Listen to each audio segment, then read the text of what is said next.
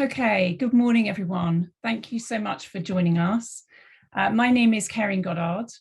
I'm Director of Impact at Big Change, and I'm really excited to be with you today. I'm going to be hosting the event this morning alongside Aliyah Irabor-York, who's one of our youth associates at Big Change.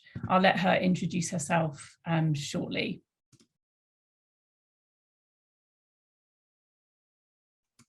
Muted myself. We're joined today by people from all over the world playing different roles in education. And as I introduce the event over the next couple of minutes, please continue to introduce yourselves using the chat function. We'd love to know who you are, where you are in the world, and the organisation that you work for. So to kick us off, I'm just going to say a little bit about Big Change and introduce the focus of our discussions and the shape of the event. If you don't know us, Big Change is a charity based in the UK, but we work globally. We act as a catalyst, which means that we work with and through others in pursuit of our mission to help ensure that all young people thrive in life, not just exams.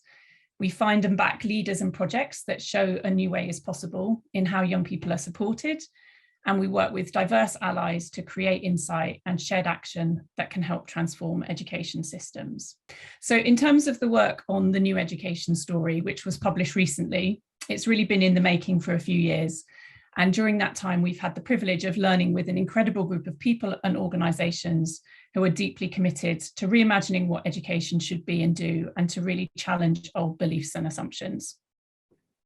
A new education story is intended as both a provocation and an invitation.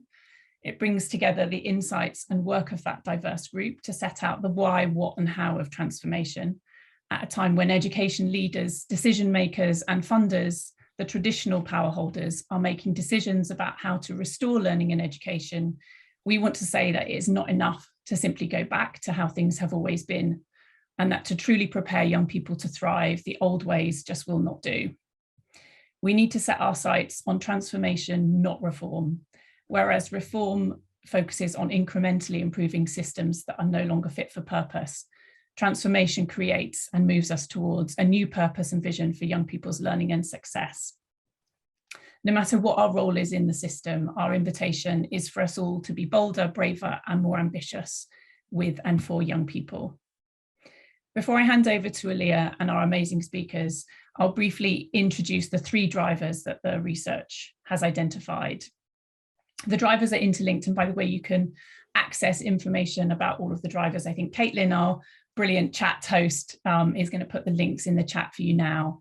But we've published a digital report, which you can look at online at the link that Caitlin shares. We've identified three drivers to transform education systems. They're all interlinked, and they push us to think differently about the purpose, the goals and outcomes of education. What is it really for? Power, who has voice and agency and gets to make important decisions that shape education, and practice, which is about unlocking and enabling innovations that have the potential not just to improve the existing system, but to transform it. Alongside the drivers, we set out 9 actions and real-world stories to illuminate them, all of which you can dig into via that digital report. So I'd love us to get into the meat of the event. In terms of how it's going to run, I'm going to hand over to Aliyah shortly, and our amazing speakers to introduce themselves. Then we'll hear from Andreas and Charlie, who will set the context and talk about the why and what of transformation, before moving on to Jessie, Vishal and Aliyah, who can help bring the drivers to life. We'll leave a good chunk of time for questions, so please add those to the Q&A at any point, and keep the chat for sharing any thoughts or reflections that you have as you listen to our amazing speakers today. Over to you, Aliyah. Thank you so much, Caireen. Hello, everybody. My name is Aliyah.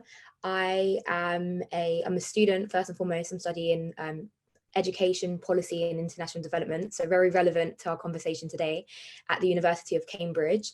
I'm also had the privilege to be a young associate, a part of the Subject to Change project with Big Change. I'm the founder of Pupil Power, which is a youth-led organisation trying to reimagine education in the context of the 21st century, which I'll talk about a little bit later on. But how am I feeling today, which is one of the questions that all our panelists are going to answer, which I think is a really great question to ask on talks like this. I'm feeling great. It's a good day outside, but I'm also feeling a sense of responsibility, but in all the right ways, because as a young person in this world who is actually still very much in the education system, I feel like it's important for me to play an active role working with other organizations such as Big Change, such as my own like teaching environment and my peers, in order to make sure that we have a role to play in transforming education. So I feel responsibility, especially because of the time that we're in, to make sure that things are happening and they're changing for the better. And why I believe we need transformation. I believe we need transformation because I just feel like we can no longer be passive and accept the things that we complain about. I'm quite familiar with the sort of narrative that change needs to happen. And I'm sure it's a conversation that isn't new, and one that, you know, where my parents maybe were in school, they were having a similar conversation when we talk about the curriculum, when we talk about how passive education is. So I feel like right now is about time that that conversation ends and action's actually taken and things are changed for future generations. So on that note, I'm really, really excited to hand over to our speakers. We're going to go in the order of Vishal, Charlie and Jesse, and I would just like to hand over to Vishal first for you to order in the similar. Tell us who you are, what you do, how you're feeling, and then why you believe transformation is needed. Over to you. Thank you, Aliyah. I hope everyone is able to hear me. Having some internet issues, but in case you can't, just let me put off my video. It's an absolute honor and pleasure to be here. My name is Vishal. I'm based out of Bangalore in India. I've been a co-founder of an organization called Dream a Dream that works with young people from vulnerable backgrounds, helping them develop the life skills and capacities to thrive in the 21st century. I'm feeling quite nervous today because this is a very important and urgent conversation, and I do recognize the responsibility I have today to state something that could potentially help us shift some of our behaviors and attitudes towards transforming education. Why do I believe education transformation is needed today? The good thing that's happened with education in the last few decades is that today, nearly every child across the world has access to an education, irrespective of the socioeconomic background they come from. And when that has happened, what we've realized is that education is not working for every child. Education continues to serve the top 15 to 20%. So if we need education to be equitable and work for everyone, and that's why this conversation is important. Thank you. Thank you. I also just forgot, before we go on to Charlie, everybody in the audience, please feel free to answer the similar question of how you're feeling and why we need to transform education. Charlie. Thanks, Aliyah. I'm feeling positive because it's great to start the day with a burst of your energy, and Jesse and Vishal and other people. So one of the themes of our work at ROCKWOOL in the Systems Innovation Initiative is you have to step into possibility. Start with possibility, and who cares about it? Don't start with the problem. Don't go back into the old system. So I think there's this tremendous sense of stepping into possibility, which creates a sense of energy. But as you say, responsibility, because we've been having this conversation for quite a while. So it's about how you turn that into action and take real steps. And it's urgent, as you say. So yeah, I think possibility and responsibility go together. I love that. Thank you so much. And finally, last but not least, Jesse. Hi, everyone. I'm Jesse, and I'm from Rekindle School. And we are an innovative school, unique school, supplementary school set up in Manchester that was designed by young people, is led by young people, and at its center has solving all of the issues that young people have identified through their lived experience. So how am I feeling? I'm feeling excited because 81 people have got up at 8:30 in the morning to come and learn about how education needs to change. And the final question, how do you feel like, why do you feel like we need transformation? Oh, yeah. I think the education system is not currently fit for purpose. It was designed centuries ago and it's barely changed since. And whereas back then the need was for compulsory education was to make sure everyone could work in factory jobs, society has moved on so much more now. And I feel like the current education system neglects the needs of the child. And in turn, a lot of people from marginalized communities then can't give their all and can't reach their potential in education. But I'll speak a bit more about that when it comes to me. But yeah, that's what I think it needs to change. Thank you so much. Really looking forward from hearing from you, Jesse, and all the other speakers. And so I guess on that note, Andreas, I'd love to invite you to also to introduce yourself a bit more in depth and set the context for our conversation by sharing your thoughts on why transformation is really needed and how it's different to reform in education. Also by locating the opportunity for transformation in the context of the pandemic that we've just all been through and kind of currently are going to continue to go through. It would be great to hear your new goals and your outcomes for what you believe we are really aiming for. So over to you. Thanks, Aliyah. And I must say, whenever I work with big change, I feel full of optimism that change is not just necessary, but really possible. I think if we bring together the right coalitions and choose the right moment. I work at the OECD, where we're trying not just to talk about change, but actually build change, build new instruments for change, new ideas for the future of education. And on the question of, why transformation, for a start, I think we shouldn't forget that everything around us is really the fruit of our education. Even the technology that connects us today, that's all an incredible accomplishment of the education that we have.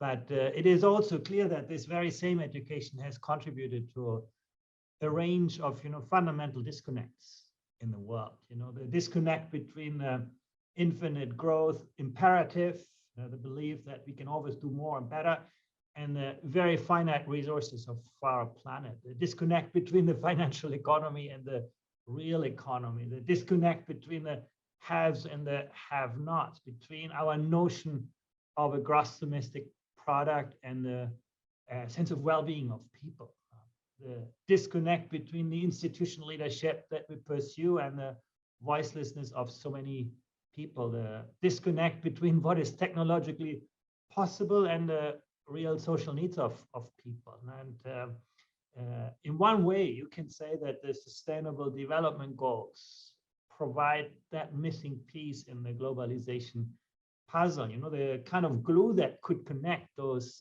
disconnects in our time of acceleration. But once again, the extent to which those Sustainable Development Goals are going to become a reality will depend in large parts of what happens in today's learning environments, in today's classrooms. If we want a very different future, we probably need a very different education system, and education systems where people learn to live with themselves, where people learn to live with others who are different from them, where people learn to live with the planet, and that means seeing the future as much as the present. And success in education tomorrow is going to be about building that curiosity, opening the minds of people. It's about supporting compassion, opening the hearts of people. It's about courage, being able to mobilize our cognitive, social, and emotional resources to really take action, to really affect change. Now, we have done so much to make learners passive consumers of learning content, teachers, service providers, parents, clients. But education really is a whole of society enterprise. It needs to be that. And if you think about it, curiosity, compassion, and courage are probably also our best weapons against the biggest threats in our times. Ignorance, the closed mind, hate, the closed heart, and fear, the enemy of that agency, and that we need to build. So then you need to ask yourself to what extent our current spaces, people, time, technology are helping or hindering the development of the kind of knowledge, skills, attitudes, and values that will matter for the future. And then, what learning environments can sustain and what people can support those learning environments, and how we support those people working on learning and education. And finally, you can factor in technology. We still have analog schools that are just waking up to the reality of the digital world that is going to fundamentally transform learning. We are just at that moment where this is happening. Think of full personalization of content, the pedagogy enabled by cutting-edge technology. We put all of this together, and you see basically this is not about optimizing what we currently do. It is really about a fundamental transformation of our approach to learning and the environments to support that. And that's really, I think, why it's fantastic to have Big Change putting a conversation around this together, building a coalition of where that big change can happen. The biggest threat to our education systems today, it's not its incredible inefficiency. We can talk about that as well. It is the loss of relevance. And when fast gets really fast, being slow to adapt makes you very slow. Thank you so much. And just really quickly, as like a follow-up question, you emphasize like the need for agency. Do you have any examples of a country or even a system that is essentially taking transformation seriously? Yeah, absolutely. You can see education systems like Estonia or Finland designing their entire learning environments around learner agency, around co-agency. Agency is not just about what you can do. Agency is about how you interact with others, and also collective agency, how you make the sum bigger than the parts. And you can see actually those are examples where this is happening. You see a very traditional education systems like Korea, shifting from the transmission of academic content, where they're very, very good, towards fostering social and emotional skills. So there are those transformations available. And you have actually also many school systems that are, opening up to new stakeholders, including, the learners, decentralizing from, the national to the local, sometimes the global. Power is becoming more distributed. Processes are becoming more inclusive. Consultation is giving way to co-creation. I think these are very real things that are happening today. You see education systems like Canada or the Netherlands moving from, vertical information flows to more lateral forms of collaboration. Schools are becoming sort of learning hubs, using the strengths of their communities to deliver collaborative learning, integrating formal and informal learning, and completely, shifting time and relationships. So I do think, yeah, there are many, many good examples, countries, their education systems that are on the way. Thank you so much for drawing upon those comparisons. I think it will be really helpful for all of us to actually link back to what other places are doing and to learn from each other, essentially. Thank you so much, Andreas. Now we are going to welcome Charlie. Welcome. You are leading the Systems Innovation Initiative with the ROCKWOOL Foundation, which we have all been really inspired by over recent months.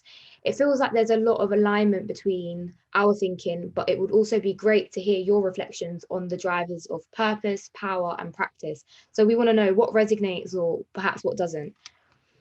Yeah, well, thank you very much, and thank you to Big Change for organising this. And it's a great report. It's really well written, well put together, thought through.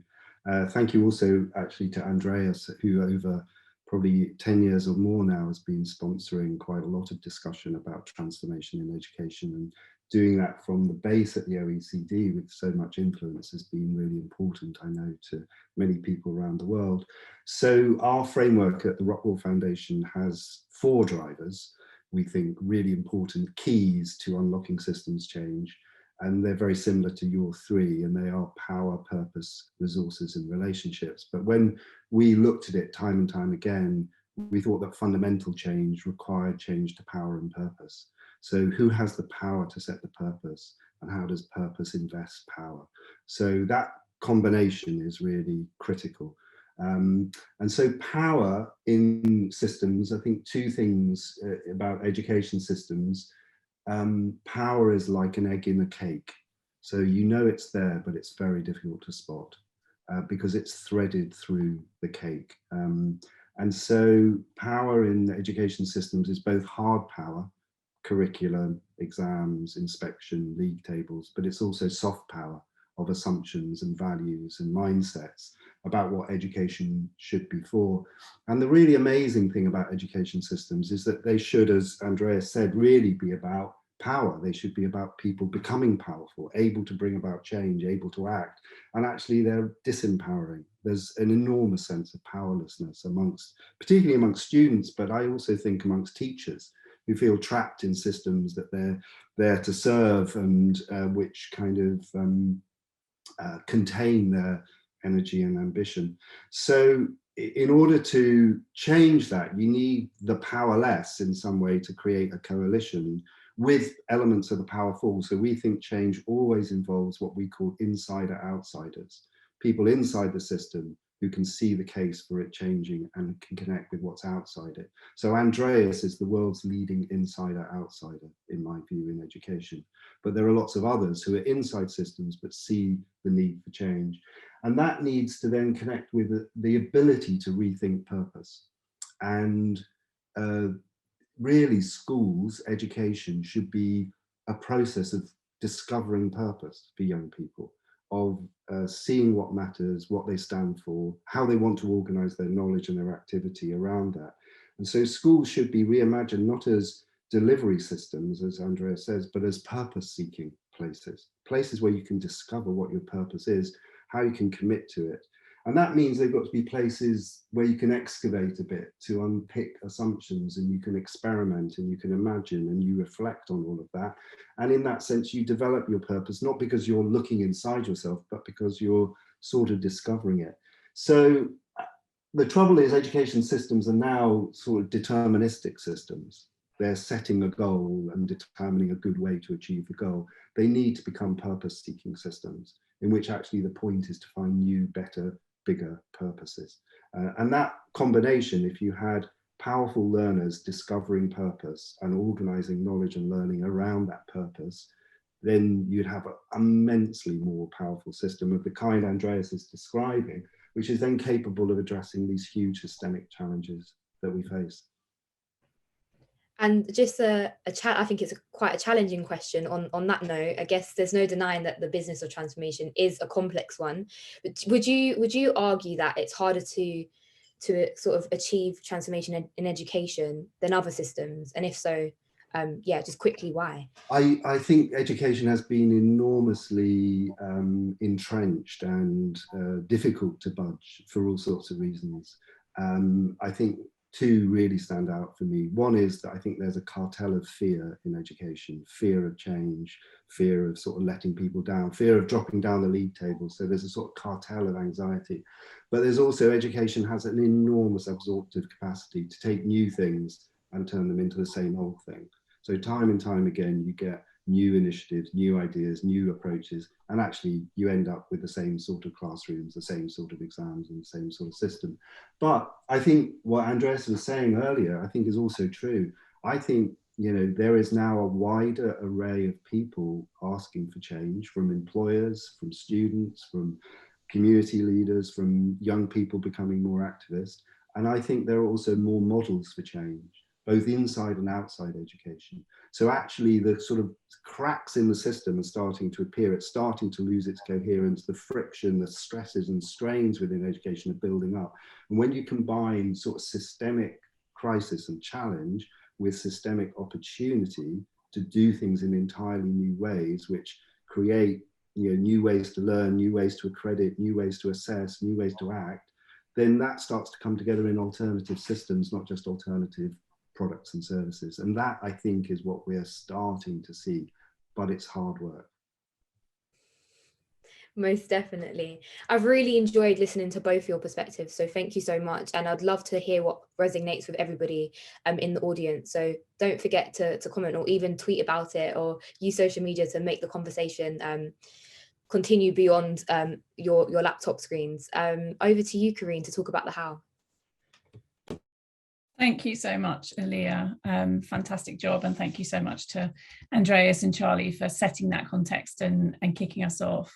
So as Aliyah said, like, we'd love to dig into a bit of what does this really look and feel like when it's happening? all this language around transformation and systems and innovation can feel quite amorphous. It can feel hard for us to really locate ourselves within it. And so we've got three amazing pioneers, leaders with us today, including Aliyah, who's also gonna contribute to this session. And I'm going to invite them to share their thoughts in terms of the work that they've been doing and how it can help us to understand a bit more about what these shifts in purpose and power and practice really need to look like. So I'd love to start with you, Jessie, if that's okay. And perhaps you could just start by really sharing with us the work that you've been doing at Rekindle School and how in that work you've really modeled shifts in each of those domains. So the why of education in terms of purpose, who gets to make decisions in terms of power, and really what the learning experience looks like in practice. Over to you, Jessie. Thank you. So as I mentioned before, Rekindle was designed, is led, and continues to be led by young people. And what's really unique about Rekindle is actually all of our ideas, the way we're set up, everything comes from young people. So that's how we demonstrate power, first of all. I mean, our founder, Ruth, came to me with an idea. She got a group of 8 of us young people together. And the first thing we did was brainstorm all of our lived experiences. We spoke with our friends, we spoke with people informally, and found out what issues were facing young people at education. And because I know I may have a beard, but don't let that fool you, I'm still pretty young. And I was actually the oldest person there. So it meant that we could get a really authentic understanding of what the current issues in education are in a way that teachers or youth workers even sometimes won't fully be able to comprehend. And yeah, on top of this, we then sent out a survey to hundreds of young people. So we made sure that everything we did, young people remain at the heart of it. And so in this sense, what we've really done is invert the current power structures. And yeah, essentially young people run it, but we do still have elders in place. So we have people who have expertise on governance, on teaching, on all of these different aspects. But fundamentally, what we do is we trust young people to be able to lead that change and support young people to be able to deliver that. In terms of purpose, as I mentioned earlier, we see that the system isn't fit for purpose. And actually there are particular groups, including working class groups, including people of certain ethnic minority backgrounds who are consistently failed by the school system. But even beyond that, we feel like all students in a sense are being failed because schools prepare you to pass exams rather than to understand how the world works. And it's demonstrated by young people leaving school with a million A stars, but no idea how to cook or how to budget or how taxes work. So our whole purpose is to rekindle the fire of learning, the love for learning in these young people. And in terms of how we do it, that comes to our practice. We prioritize the 4 key C's, as we call them: creativity, a cultural curriculum, change making, and critical thinking. So we believe that if you trust young people, if you give them an education that they can relate to, and there's examples of how it works, for example, with Vishal and Hip Hop Shakespeare.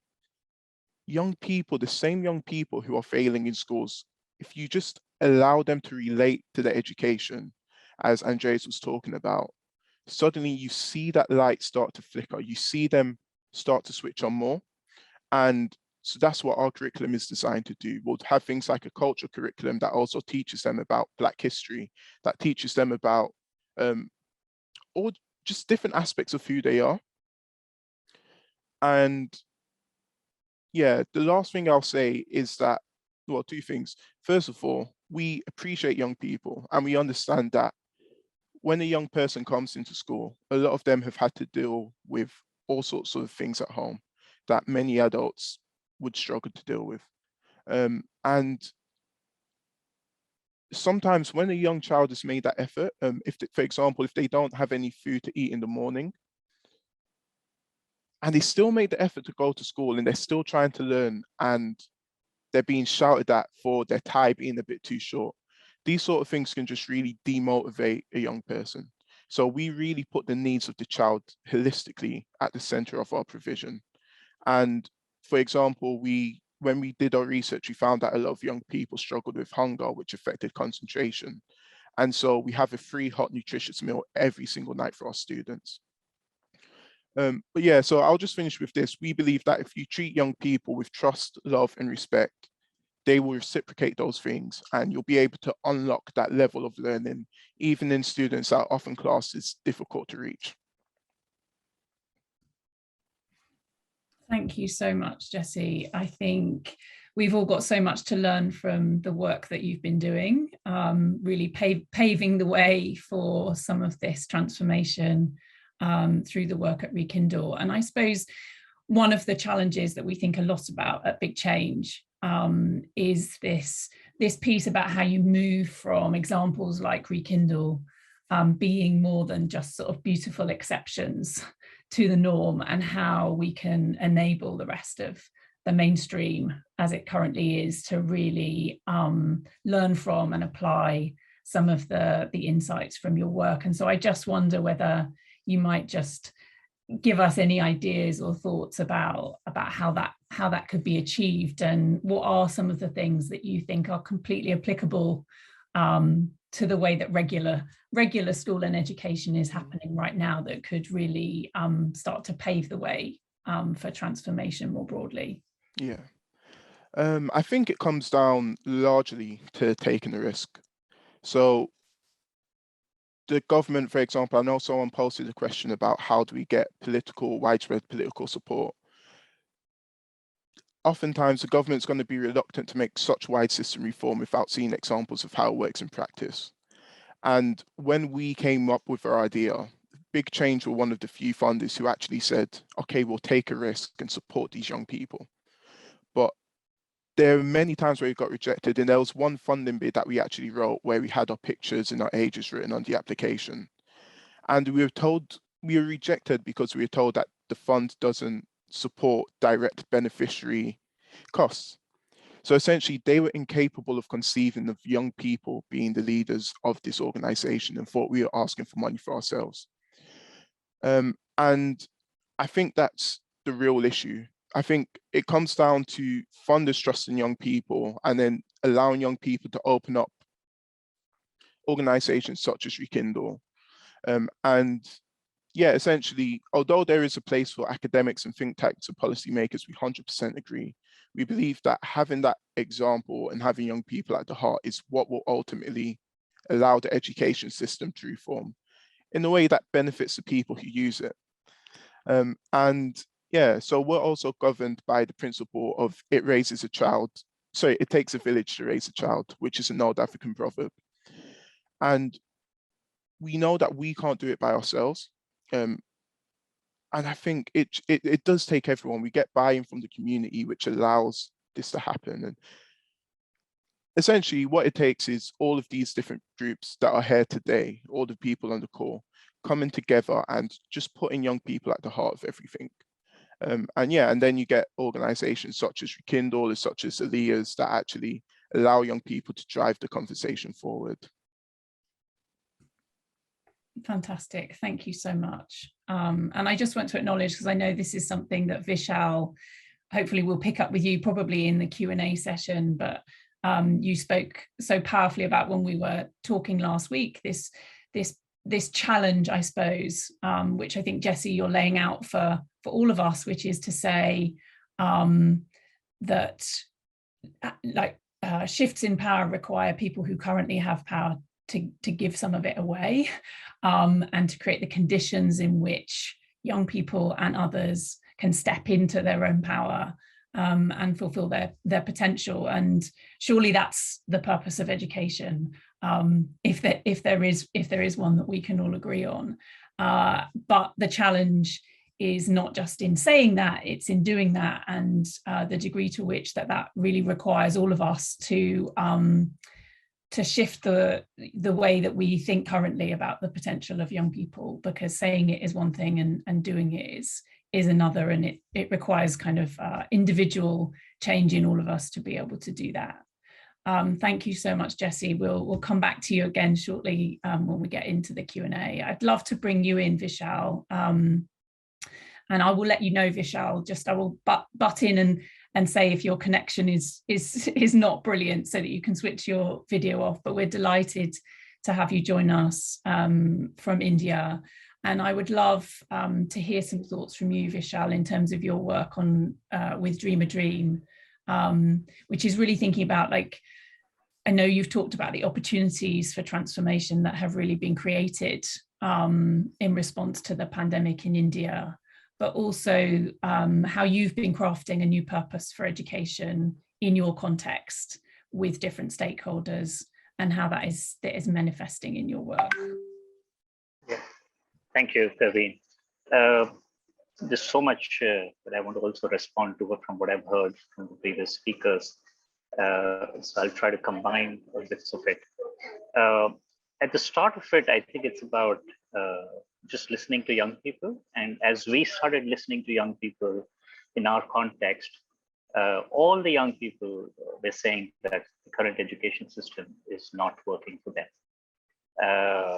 And one is to just accept that, but the second is to understand the nuance around that. Right? In an Indian context, for example, where today you have nearly 98–99% of kids across socioeconomic backgrounds entering school at the primary level, but less than 25% of them going into university, you know something is wrong along the way. One we recognize is education systems are not designed around equity. That means they're not designed to work for the most vulnerable.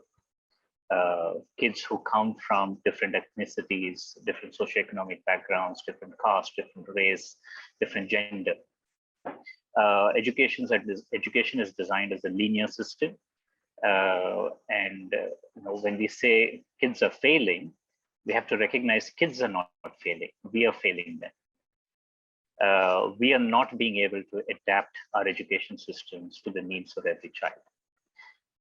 So what we recognize very early on is investment in social emotional learning and life skills helps every child coming from a vulnerable background to learn to build the capacities to thrive. The second was to recognize that there is a lot of conversation in education around the fast pace of change and the uncertainty of the future, but very little conversation that's happening around how experiences of early childhood adversity impacts children's achievement of developmental milestones, resulting in many cases stunted growth or their lack of achieving developmental milestones. And when they enter an education system that's designed as a one-size-fits-all, it does not cater to the needs of those kids who have come from experiences of neglect or abuse or violence or displacement or extreme poverty or war or being a refugee. So a combination of these two factors of growing up in adversity and a fast pace of change in the world does not then translate into education working for the majority of the kids. A consistent investment in pedagogical approaches, curriculums, in transforming teacher behaviors and teacher approaches helps deal with some of this, but all of it is incremental. So if you really need to then look at transformation, then we have to enter the system, a public education system, which is a large education system in any country. And there, the clear challenges around mindsets of an old system, which are very, very difficult to break. And we see a lot of resistance in the system. So our work with governments in India across 5 states has largely focused on how do we help the power makers in the system, the people who have power, the administrative cabinet, the ministers, the teachers, the school leaders, recognize how their approach to education from a space of power that comes from their caste, that comes from their privilege, is actually impacting the experience of education for the marginalized children, and how they can start recognizing that power and learn to shift that power, let go of that power. An example could be, imagine a young girl from a minority religious community today in India entering a school system where the majority of the teachers are from a majority community. They do not have the sensitivity, empathy, and understanding of what is the experience of a girl from a minority community growing up in an India of today. Or imagine a scenario where a kid who is a refugee in UK enters into a school system in UK, and the majority of the teachers are primarily UK-based white people. They do not have that experience. So how do we then recognize that the only way to build that experience and sensitivity and empathy is by creating spaces of listening and safety and trust? So a big piece of our work with education transformation systems in India has been around working with spaces of power, helping them recognize their power, helping them how that power brings bias and prejudice, and how they can learn to break that power. And the way to do that has been through use of play and art and facilitative practices and facilitative pedagogies for the adults, not so much for the young people. And when that happens, when adults start shifting their own perspective and lenses about who they are and their identities and their narratives and their biases, the experience they create for the children in the classroom environment is fundamentally different. It comes from spaces of trust, empathy, creativity, care. And that's what we're trying to do in terms of transformation of education. Thank you so much, Vishal.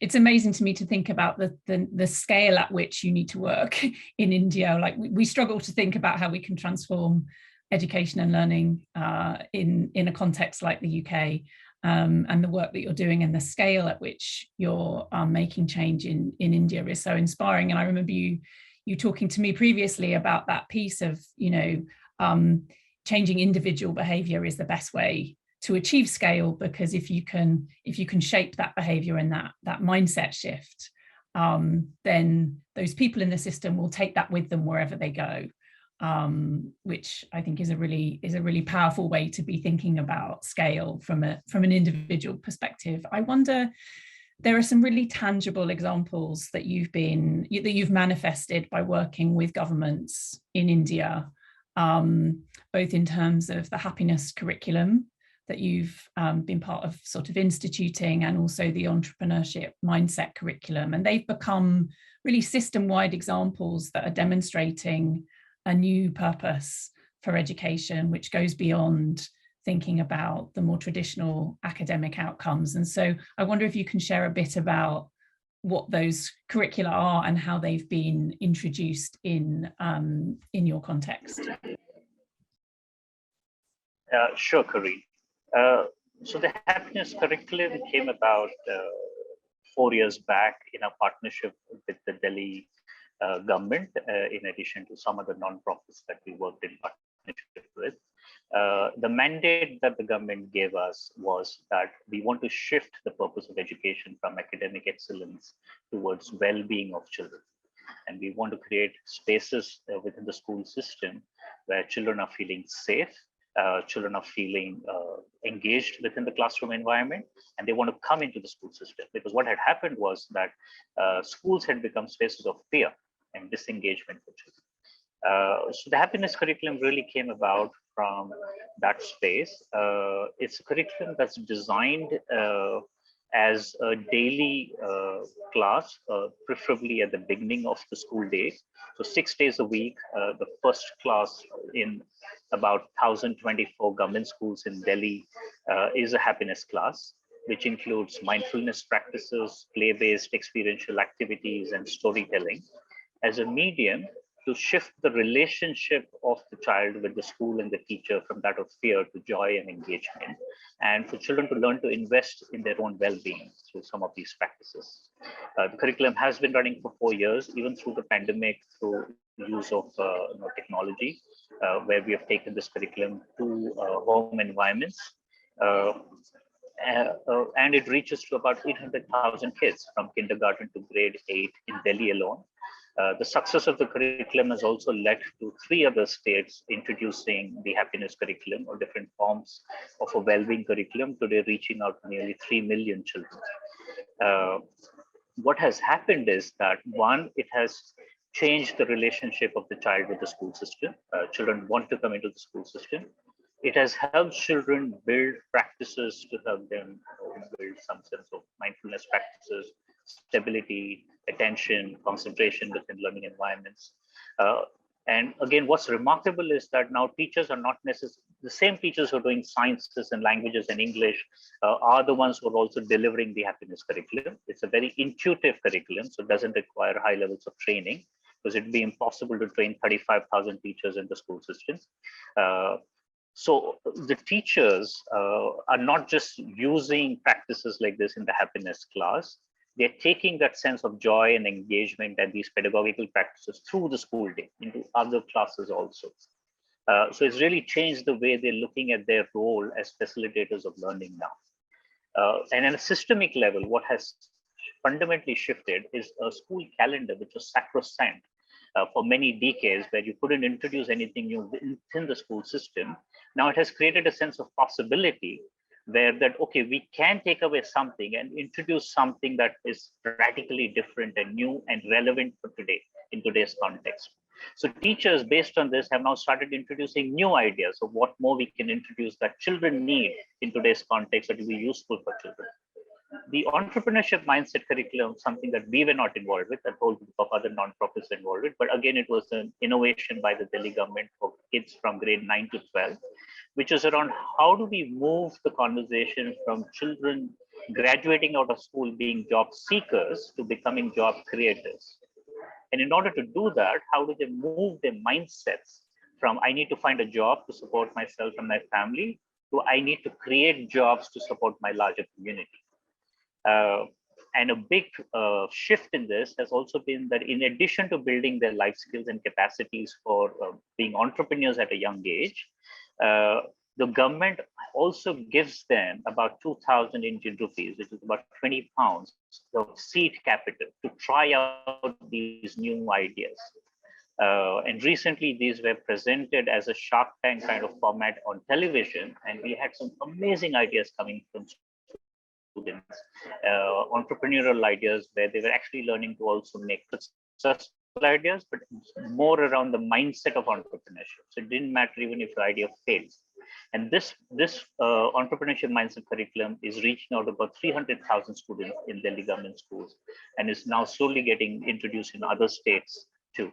So these are two big transformative ideas which are deeply rooted in a new purpose of education, moving from academic excellence to the idea of thriving of every child. Thank you so much, Vishal. So much to be challenged and inspired by in the work that you're doing. Thank you so much. And just to wrap up this section of the event, before we move on to the Q&A, and I would encourage you to post your questions for our amazing speakers in the Q&A so that we can introduce those in the conversation shortly. But I'd like to bring Aliyah back in.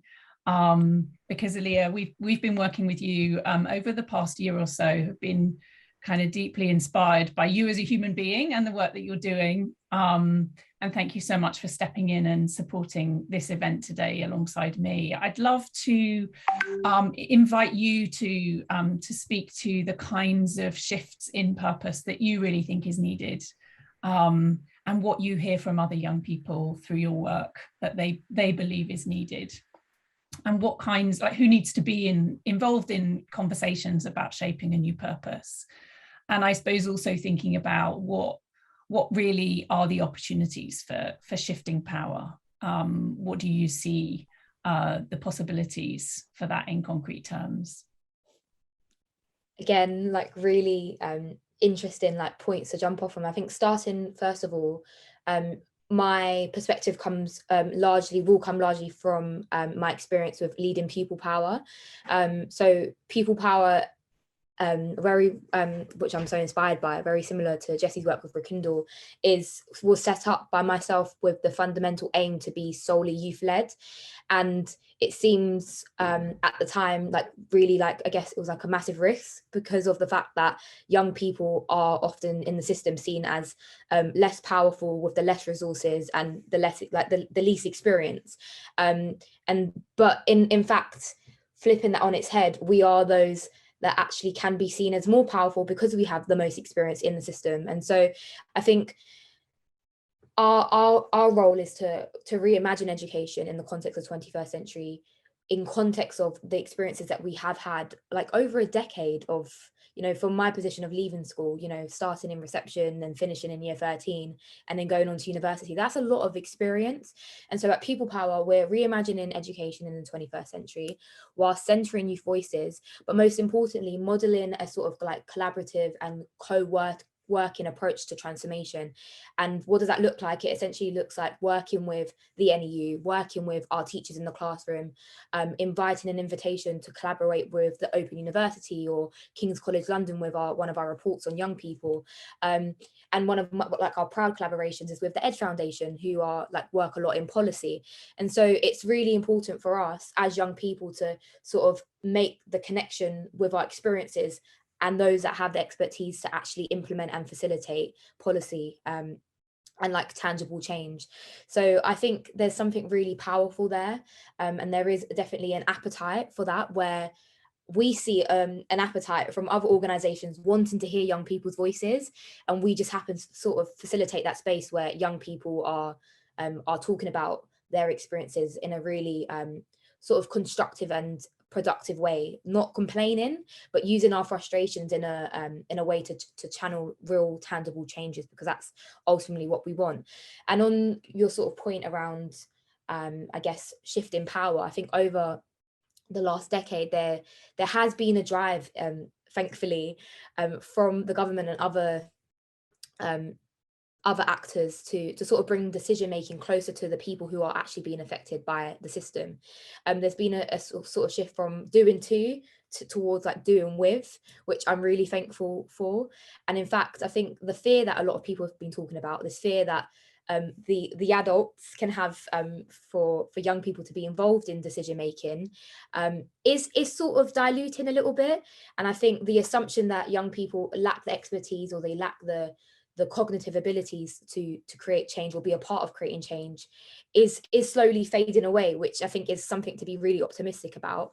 But I feel like there is still a long way to go. And I guess our work advocates for the belief that a sort of space for democracy and a democratic space essentially for young people needs to really make sure that it is a culture rather than just an add-on thing. I speak about this a lot around a culture of agency, and I know that the work of Big Change advocates for this strongly as well. It's not about just saying that we're going to do this just so it looks like a tokenistic great thing to do, but it's really, really embedded into the culture. And that starts from the moment that, you know, a CEO or someone at a big top organization has an idea of even changing the system. It's like, okay, we want to change the system, we need to get a young person on board, before the decisions have even been made. This I guess, yeah, there's an urgent call for a new model of engaging young people in decision making, where we see people as partners, co-creators and experts in their own lived experiences. Because ultimately, as a young person, as someone from a mixed Black heritage, as someone that lives in East London, I have different experiences and nobody can really talk on them apart from myself. And so it's really important that in those conversations there are people that are represented in all capacities. And I guess there are finally ending, there's are quite a few examples of how we can implement that. I mean, I think across 30 countries worldwide, there are set up forms of youth parliaments. That in itself is a great example of how young people are being heard. But I genuinely, to be honest, and to be quite critical, I don't think that is enough, because there are so many other spaces where young people can be invited. And so I guess just sort of ending, it would be really interesting for everybody listening, depending on what space you're in, to really think about and be reflective on how young people are involved currently in your work, and asking the young people, maybe in the next time you are working with them, how does this feel for you? How does this space feel for you? Do you actually feel like you are genuinely making an impact? Do you feel as powerful as I do in my role as an adult, as a young person? Are we giving you the power? Do you feel like you are genuinely adopting the power, or do you not? And then making sure that there are steps in place to sort of like amend that, and again create a space where this mission and fight for transformation in education isn't just isolated to those that have the jobs to do it, but to the young people whose futures it depends on. Thank you so much, Aliyah. I'd love to pick up on something that I remember you saying when you were part of the big education conversation work that we did last year, and you talked so powerfully with the other young people that were involved about which really, honestly, I mean, I've been working in and around education with lots of brilliant people for more than a decade, and in that moment something really shifted for me in terms of my understanding of how we're thinking about the purpose of education and how it really needs to shift, and how actually young people really do need to be leading the way. And you talked about this idea that actually within schools and the way that they are set up, the boxes that young people are expected to fit into, the competitive nature of the way that the school system is set up, which basically for some people to succeed, others fundamentally have to fail. It's not physically possible, it's not humanly possible for all young people to succeed in the system as it's designed currently in the UK. And you talked about this idea that we should be modeling in the school system and the way that we educate with young people the kind of society that we really want. And I think this idea that young people see the bigger problems with society and connect those in such powerful ways to their experience of school is just so important to recognize and to understand. So I wonder if you might just, before we go into the QA, just say a little bit more about your thoughts on that. Yeah, I think there's views, like I think there's a view that we are like future citizens in the making rather than existing citizens. I wrote in a recent article that I was writing around, the despise for the term, the future leaders, or we are the future. No, I'm now. Like I am right now. And so I feel like with that notion, we're considered as like eventual inheritors of a better world, rather than the people that can actually play a big part today. And I guess within the context of school, there are so many examples of where we're told that you go through this because later on down the line, when you go to work, you're going to experience that. You have detentions because you need to work on your time management so that you're not late for your boss and the meeting that you have, or you need to wear uniform because you are going to grow up to go into an office and you have to dress smartly. But what we're seeing today in our current climate is that there are jobs that I will probably take on when I'm older that don't currently exist. And, with the rise of technology and so many other things, the world is very, very much changing, and it is ever changing. And so is, I think, very, very important that we sort of move away from this sort of A to C economy that we so, favor in our system around, getting the top grades, to a more skilled based economy. And I say that as someone who had to unfortunately get the A stars and A's in order to go to somewhere like Cambridge. And I spoke a lot in the big education conversation around this idea that the system that we have that's so flawed in some ways did work for me. But that's not I don't say that in a position of I agree with it or I accept it or I'm happy with it. I say it from a case where I actually did want to go into higher education, and unfortunately those were the steps I had to take. But for somebody such as my brother, who is so creative and so gifted in that area, the system doesn't accept that and actually sees that as you've kind of maybe failed in the more academic route, and therefore you need, like, the fact that you're going into another route means you failed, which is so wrong in so many ways. And so it's about, I guess, creating a system that is really inclusive to what young people want to do and the lives that they want to live in order to fundamentally be happy. I think that is what the purpose of education is, to create a space where we are developing skills that allow us to be great human beings. I think it sounds quite simple, right? It should be simple, right? Yeah. Absolutely, I completely agree. Okay, thank you so much, Aliyah. Now we're going to move into the kind of Q&A, bring all of our amazing speakers back together and go to some of the questions that you've been asking, and we've got some additional questions of our own. I also would love this to be an opportunity for any of the speakers to reflect on things that they've heard in other parts of the conversation that they'd like to pick up on. But I wonder whether we might start coming back to you, Andreas. We've got a question from Jim, who's asking, in other jurisdictions that are transforming education, how did they build the political will that's necessary for change? I wonder whether you might reflect on that, and very open to other people coming in on that too.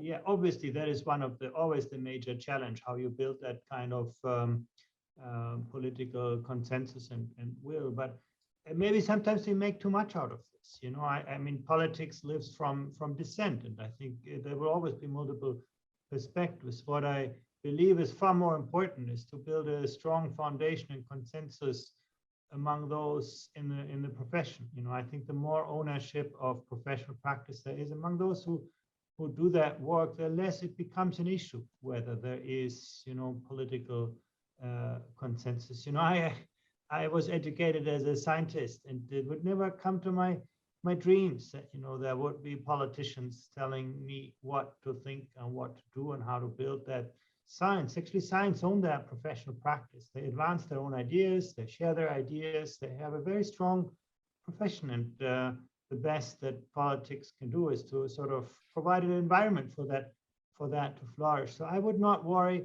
too much about it. I would focus our energy really on, you know, creating the foundations for people who work in education to build really strong professional ownership and advance their own practice, learners included.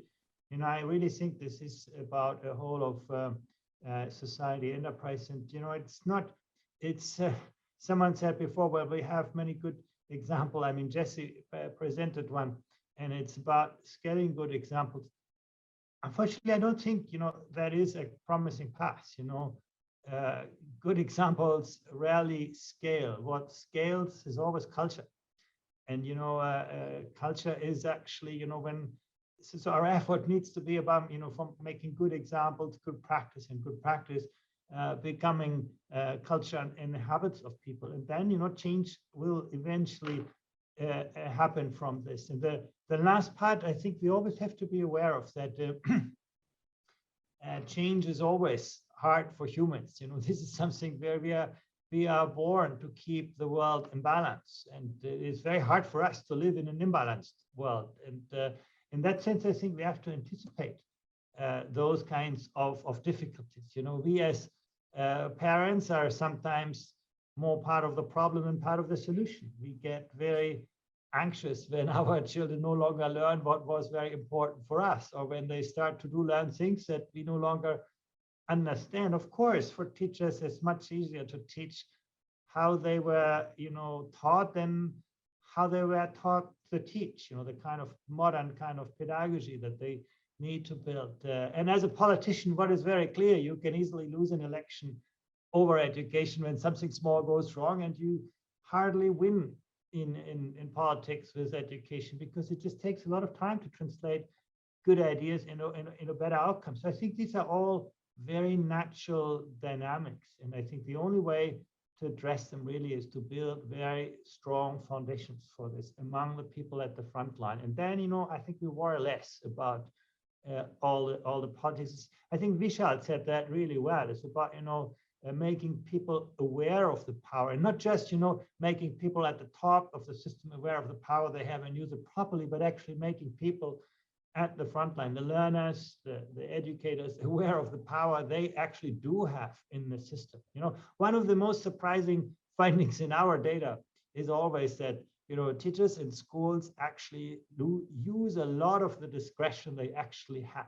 You know, the legal autonomy and responsibility that exists is actually a lot more than what is actually being deployed. And still people complain. So really, I think it is about helping people become aware of the agency that they can actually exercise in the system, and to build really a very strong kind of professional foundation. You know, if you start with the politics, you'll never win. That's probably music to many people on this webinar's ears, Andreas, especially coming from you. Over to you, Aliyah. Vishal, I think you started kind of responding to this in the chat box. It'll be interesting for you to sort of expand a little bit. The question of how should they be building the political consensus necessary for change? How should we go about that? Sure. In our own experience, for the first 10 years of our work, we worked directly with young people and teachers. We hardly engaged with the system in terms of the government education system, or hardly engaged with parents. So when we started thinking about how do we scale our model, our approach, and really embed it within a public education system, it meant that we had to go and work with the government. And our own experience of working with young people has been that, you know, if I want young people to develop agency, to be able to be in charge of their own life choices, then we have to build the culture of agency within our organization, that everyone within our organization has to experience what it means to have that power, that agency that, you know, even Andreas is talking about. So then when we take this into the system, and when I start working with school leaders or administrators or ministers, are they aware of their own sense of empowerment and agency? And are we creating the conditions for them to recognize, accept, and exercise that agency, or which is different from power? So the first step was that we had to let go of our own biases around the system and its players. You know, when we started working with public education systems, we had our own biases, that it's not good enough, it doesn't keep the child at the center of it. But we entered the system, we just met the most amazing administrators and school leaders. You know, I met a school leader, for example, who was running a school of 160 students in a village. Alone. He was the only school leader and teacher in the entire school, and he had been in that position for 40 years. That's a tremendous amount of commitment. So one was to let go of our own biases that we have, create spaces of listening to them, because they have the solutions. They have tried things. Some of them have worked, some have not worked, but they always have amazing insights. How do we create then spaces of trust and safety when we introduce innovations? So when we first create spaces of trust and safety, when they truly learn to trust you, which takes time, is when they will then start listening to you, right? So we have to start by listening to them. Only then will they start learning to listen to you.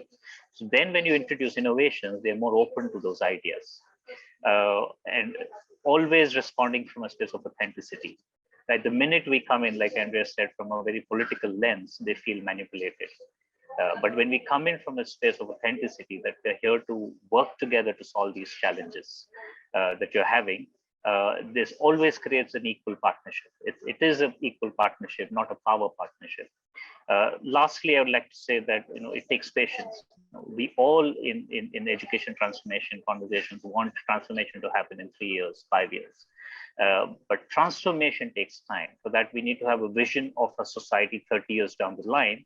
And what do we need to do today so that 30 years down the line, we see a very different world for ourselves and our young people, and a very different society. You know, I always take this example of the Chinese bamboo. You know, when you plant a Chinese bamboo seed in the ground, for 5 years, you don't see anything. But you have to keep nurturing it and watering it. And then 5 years later, suddenly it sprouts out, and in 6 months, it becomes a large tree. And that's how education transformation works. We need to trust that what we're doing is working from a space of authenticity, and invest in it, nurture in it, stay with it, and then transformation will happen. Thank you so much. I think what resonated most from what you said was around the authenticity in the relationships. I think as a young person, that speaks volumes to me. So thank you for that. Yeah, thank you so much, Vishal. We've got a question here from Joe, which I think is directed at you, Charlie, but I'd love, Jessie, for your thoughts on this too. So Joe says, system level attempts at educational transformation have been at best partial and at worst counterproductive. Although it's easy to blame the system, e.g. your cartel of anxiety, or politicians, what are we as progressive educators and innovators doing wrong, and what do we need to do better? I think that's a very good question, and I think that there is something about the language of systems, which is quite alienating. I think the language of innovation can be quite disabling, and I think positioning ourselves as progressive is already positioning ourselves in the wrong place in a way. So I think we need to be both quite traditional and old-fashioned and progressive in some sense. It's about and it's also, I think Vishal spoke really powerfully about this. It is about not sort of stereotyping the system or the people in the system, but creating spaces where the inside and the outside can find common ground. And I think it's also about recognizing, as Jesse was saying, really the foundations for a wider coalition. So Jesse was saying importantly, actually success isn't success. It's a very narrow and distorted notion of success, because you can come out with 10 A stars and still be pretty lost and unhappy and incapable in some kind of ways. So I think what we need to be better at is to find the basis for these wider coalitions, rather than just being a niche of progressive education solutions. And that, I think, is about, I sort of half agree with Andreas, I suppose, in the sense that I think it is about cultural change, but I think you do need the kind of rapid learning and interaction with policy and politics that Vishal is talking about. And really what system needs are sort of spaces in the middle where that conversation and that collective learning can take place, so that you get a much more, I mean, if we just leave it to cultural change, it will take too long. It will slowly emerge. So we need a sort of intentional process of emergence. So two other things that I think we can do. The first is that I think we've got to see ourselves as creating what we call at ROCKWOOL system shifting ventures. So these are not just things that add a component to an existing system. They are things like Aliyah's initiative, Pupil Power. They're about shifting the whole system. It was very interesting listening to her talk about how she'd already set out the sense in which you have to interact with different players across the system in order to bridge it. You're not just on your own with your product, your service, your program, so on and so forth. So I think thinking about that, and then the second thing is, then what you're trying to create are not minimum viable products and services. They're not minimum viable interventions. They're minimum viable systems. And a minimum viable system, so when electricity emerged, the minimum viable system for electricity was on show at the Chicago World Fair. And it was a light bulb, a distribution system, and a generator. And it was a way to regulate all of that, and it was a way to finance it. And when electricity took off, it wasn't because of the light bulb, it was because of the system. And so what we need more examples of, and you can see it emerging, Doncaster in the north of England is an example, and so is elements of what they're doing in British Columbia or parts of Victoria in Australia, and Andreas has lots of these examples, is actually a system, a prototype system, which includes practice, student voice, new forms of curriculum, new forms of funding, new patterns of assessment building up, and you build up a system. And that makes it common sense, because what we've got to do is not make our ideas seem radical. We've got to make our ideas seem like utter common sense, really down to earth common sense. And then people will find it much easier to go with them. So that's what I would say. You need to engage the enemy and win them over, I think, by making your ideas seem very, very adaptable and acceptable and obvious in some sense, not radical and different and new, because that just puts people off, and then you get put in the little progressive box down here on the margins doing interesting stuff. I always said that I thought my tombstone would say interesting but irrelevant, because I was full of really interesting ideas, but none of them were particularly relevant. And that's the danger. I do think that Aliyah's slogan, I am now, that's a great slogan. I am now, not I'm after my A levels, or I'm after I get a degree, or I'm after I'm ready. It's I am now, and I want to be in it now. So I think that's a great sort of mindset to take with us. Yeah. Thank you, Charlie. And I mean, so much in here that's super interesting. I wish we had another kind of 45 minutes to continue this. But I think the other idea that feels really helpful to me is that the system is us. Like, it's easy to think that the system is this thing over there that we can't change. And actually, you know, individually we make up the system. So that as a location point feels really helpful to me. I'm just going to come over to Jessie briefly, and then I'm going to hand over to Aliyah to ask our kind of final question. And we're not going to get to all the questions that you've posed. So I wonder, I might invite our panelists to respond to questions that they've seen in the Q&A that we're not going to get time to in the chat if they have got time. Jessie, I suppose just to Charlie's point about kind of winning over the people that really you need to in order to be able to make the change that is so obvious and needed and relevant to you in the context in which you're working. I wonder whether you've got any insights about how to do that and what really worked for you in terms of the work that you've been leading. I think Charlie answered it really, really well, so I'll just keep it brief. But yeah, I think there's two levels to it. There's the whole system change, as he said, where we're coming with radical and new ideas and looking for a complete shift. And then there's also incremental increase where we work within the system. And I think when we're doing that, it's really important to understand, as Vishal said, use empathy and understand where everyone's coming from. So if I'm speaking to a teacher, it's not a case of teachers don't care enough to make the change. It's that they have so much work to do, marking books, etc., that this is their sort of margin for, or their capacity for taking on change. And so we might look at how they then, I think once you operate in that way, it becomes a lot easier to win people over and have some more increases that lead towards a lot of the shift. So yeah, so there's something I was going to say that I just forgot. But yeah, essentially, I think it's about doing those two things. Brilliant. Thank you so much, Jessie. Over to you, Aliyah, just to ask the final question, and then I'll lead us into the final bit of our session today.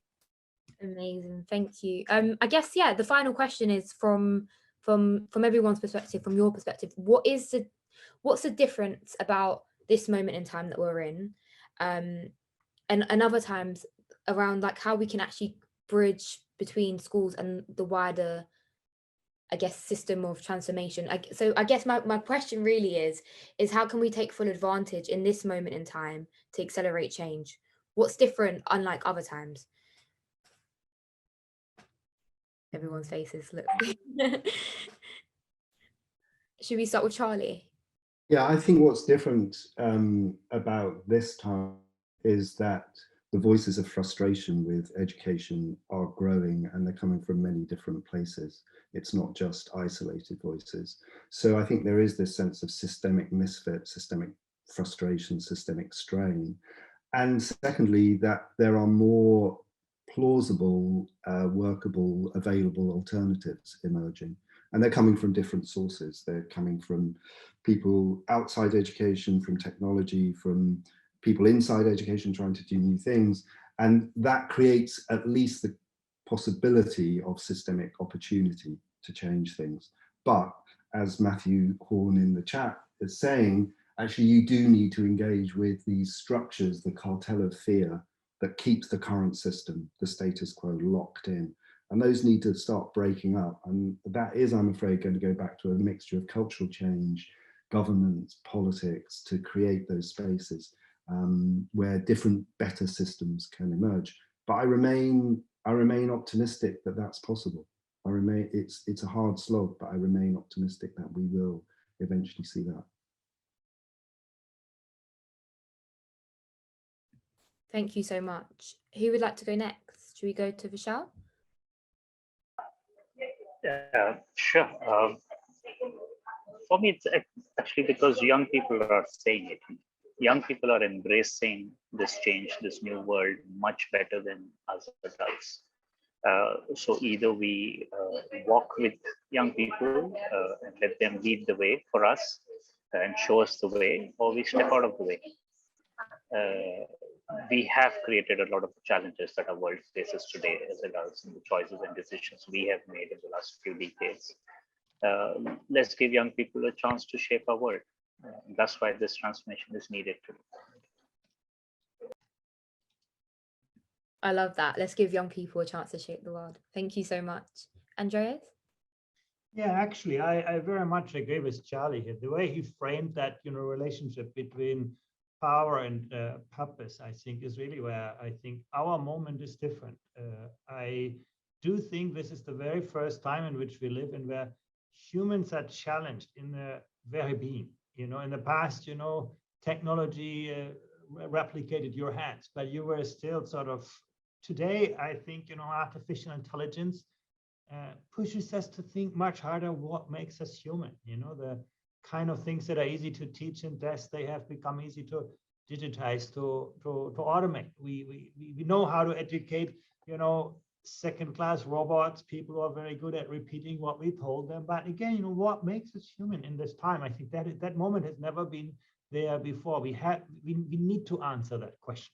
In the past, we could evade it. There was always, a route to kind of success. Today, I think, those people who just go through this pipeline will not see their own future. I think that is very different. At the very same time, I also think we should just not underestimate the possibilities that we have. Like in the economy, the most successful enterprises these days are not created by a big industry. They are created by a big idea. They have the product before they have their money. And I think that is true for education as well. I think we live in a world in which you can take ownership over what you learn and how you learn and when you learn and in across your life and where you learn. And I do think we should not just underestimate the power that lies in really good educators, in good leadership in education. I think that the possibility to transform in this old way, you can just learn for your lifetime, you fill people up with knowledge, that is broken down. But we also have those new possibilities. And that really is what makes me very, very optimistic that we can put both the power and the purpose in the hands of the learner. Thank you so much. Jesse? Yeah, and I'll just quickly go back to say what I forgot to say in my previous answer. It was to do with the politics question, and we don't always have to go directly to the government to try to implement change in that way. There are cross-party select committees or party parliamentary groups and things such as education, and we can also get in that way. But yeah, sorry, to answer this question, I think the internet, it's a stereotypical answer, but I think the internet has made a huge change because it means that there's more captive audiences to the realities of education, but also there's a lot more radical, I'd say, or traditionally radical ideas that can take place now that wouldn't have got the same level of publications before. So something like Rekindle, there's so many supplementary schools that existed before us. Not all of them were necessarily able to get the reach and breadth that you need to be able to influence change on a larger scale. Whereas now, like with the internet, you could build a following on social media, for example, and get a lot more people to buy in. So I think that's one major thing that's changed between now and before. That's, yeah, such an important point. Just looking at time, I would like to pass on to Caireen to talk about something really exciting. Fantastic, thank you so much. And just in the spirit of Charlie's, I guess, framing around the need for system shifting initiatives, I just want to kind of finish up by saying a little bit about an ambitious piece of work that Big Change has been working on with IPPR as a founding partner, but also many young people, including Aliyah and others on this call, and a bunch of expert partners to really design a 5-year project called Subject to Change that will combine powerful insight gathering, collective action, and importantly, public engagement and campaigning to set a new direction for learning in England. And so over the past year, we've been listening to the voices of young people, parents, teachers, school leaders, and employers to really understand their hopes and ideas for change post-pandemic. Back in the summer last year, we ran the Big Education Conversation campaign, which involved 25,000 people across the country in those conversations. So the appetite for this dialogue is really there. And I think one of the things that's most exciting about what we heard from both that conversation, but also large-scale polling that we did across last year, is that consistently across each of those groups, and when you look at the public as a whole, 77% agree that now is the time to rethink the purpose of education and to change the system for the better. And the messages that we're really hearing through that insight gathering is that we do have to move from what is a very unbalanced system with too narrow a focus to a system which is much more inclusive, much more about inspiring lifelong learners and learning, and that love of learning, Jessie, that you talked so powerfully about. And some other really strong messages that I think we've all talked about in this conversation too, this idea that the idea that people agree that it's not the one size doesn't fit all, it doesn't really fit anyone. Even the young people who are succeeding by the current kind of measures are feeling failed because their mental well-being and health is suffering. They don't feel prepared for life beyond school in the broadest sense. And the message that you, again, really powerfully put across, Jessie, which this recognition that the problems that we need to solve, the route to transforming the system, creating the new system over time, and it is a long-term journey, as you say, Vishal, is that this is not the job of teachers on their own. It's not the job of schools on their own, that actually young people, parents, employers want to work alongside the people who have that formal responsibility to really support young people's learning in the broadest possible way. So we're going to be launching this project later on this year. Many of the people on this call have already contributed to it and are supporting us in this work. And we're going to start that work by recruiting a project council of 11 to 18-year-olds who are going to lead the project. So we continue to seek partners and supporters who want to help shape and make this work happen. So please reach out to me directly if you'd like to be part of it or to find out more. And I think Caireen is sharing in the chat now a link to a publication that we put out at the end of last year, which captures where we're at. We are at time, dead on 10 o'clock. So I just want to say a huge thanks to all of you who've joined us today. I hope you've enjoyed it. Thank you to Vishal, Aliyah, Jessie, Andreas and Charlie for your amazing contributions. Andreas has got a call, so we'll let you go, Andreas. Thank you all so much. Take care. Bye-bye.